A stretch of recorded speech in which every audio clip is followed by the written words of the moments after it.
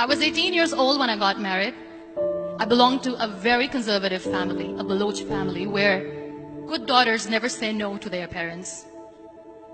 My father wanted me to get married, and all I said was, if that makes you happy, I'll say yes.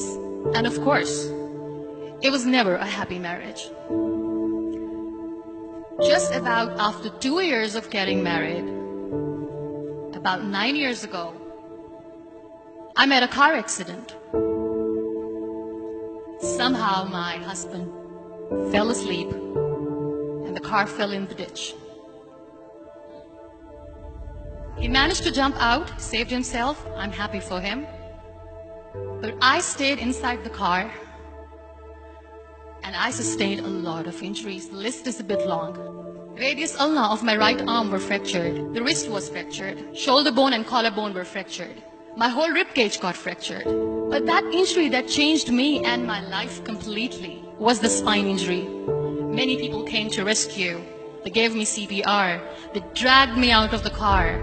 And while they were dragging me out, I got the complete transection of my spinal cord.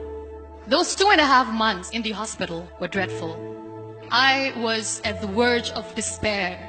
One day, doctor came to me and he said, well, I heard that you wanted to be an artist, but you ended up being a housewife. I have a bad news for you. You won't be able to paint again. Next day, doctor came to me and said, your spine injury is so bad, you won't be able to walk again. I took a deep breath and I said, it's all right. Next day, doctor came to me and said, because of your spine injury and the fixation that you have in your back, you won't be able to give birth to a child again. That day, I was devastated. I started to question my existence. Why am I even alive?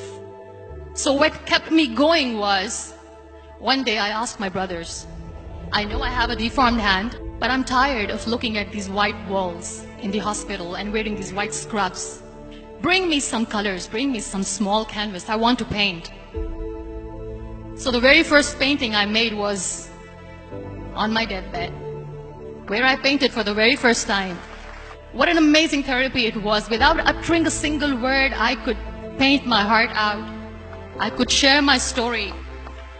People used to come and say, what lovely painting. So much color. Nobody could see the grief in it. Only I could.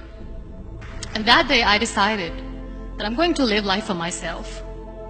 I am not going to be that perfect person for someone. I am just going to take this moment and I will make it perfect for myself. That I'm going to fight my fears. So I wrote down one by one all those fears. And I decided that I'm going to overcome these fears one at a time.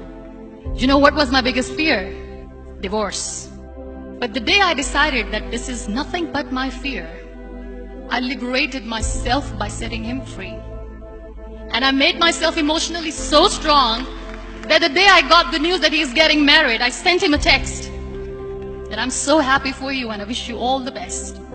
And he knows that I pray for him today.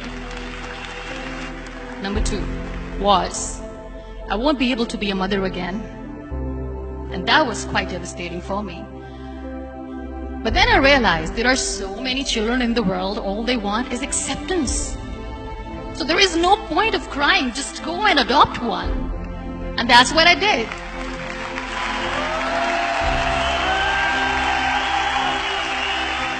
I gave my name in different organizations, different orphanages, and I waited patiently.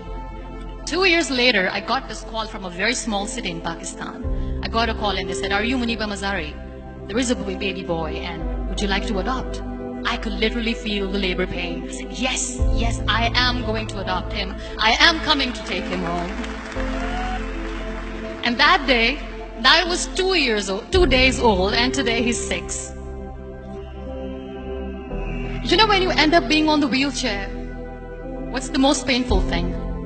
People think that they will not be accepted by other people because we, in the world of perfect people, are imperfects. So I decided to appear more in public. I started to paint.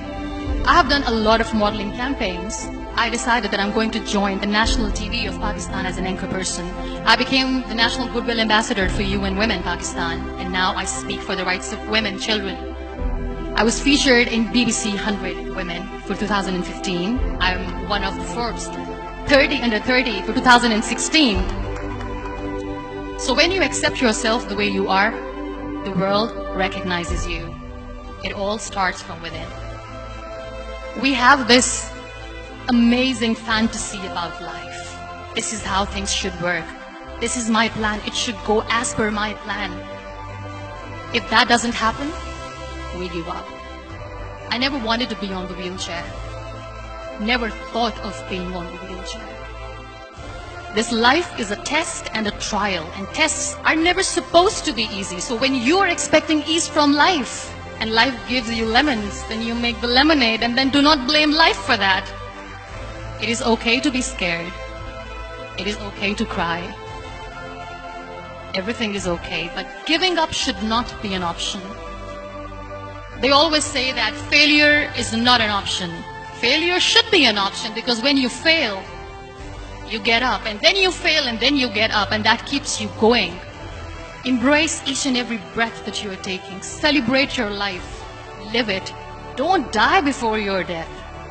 Real happiness lies in gratitude. So be grateful, be alive, and live every moment.